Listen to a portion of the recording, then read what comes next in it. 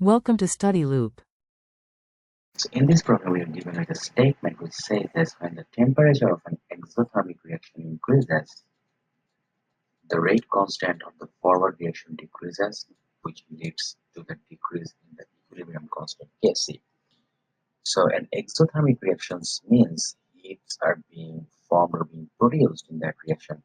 So if we consider reaction between A and B, and if there's an equilibrium between them, so the reaction equation will be A is equal to B plus heat, since heat is also a product for an exothermic reaction.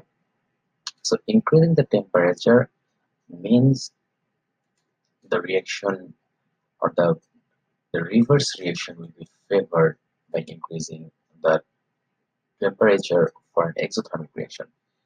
But that but that does not mean that it will decrease the forward reaction rate constant.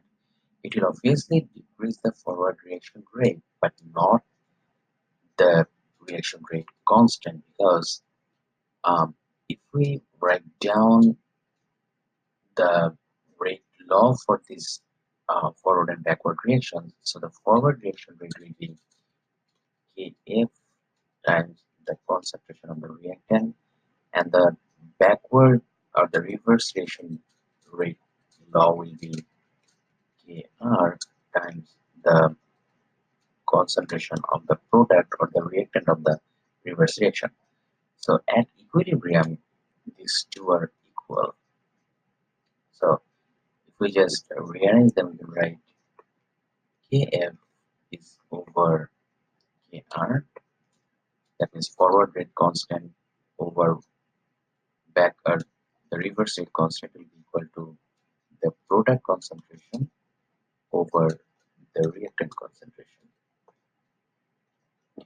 And this Kf over Kr is expressed as the equilibrium concentration Kc, which is equal to the product concentration over the reactant concentration. So increasing the temperature increases both the forward reaction rate and the backward reaction rate. But for an exothermic reaction, as we have said that increasing the temperature will increase the reverse reaction rate. That means the reverse reaction rate constant will increase more than the forward reaction rate constant, but both will increase. The forward reaction rate constant will not decrease with the increase in temperature, but since the increase in the reverse rate constant is higher than the increase in the forward rate constant, that's why we get a decreased value of the equilibrium constant. That means part of this statement is true, which is it results in the decrease in the value of the equilibrium constant, but that does not mean that increasing the temperature also decrease the forward reaction rate constant.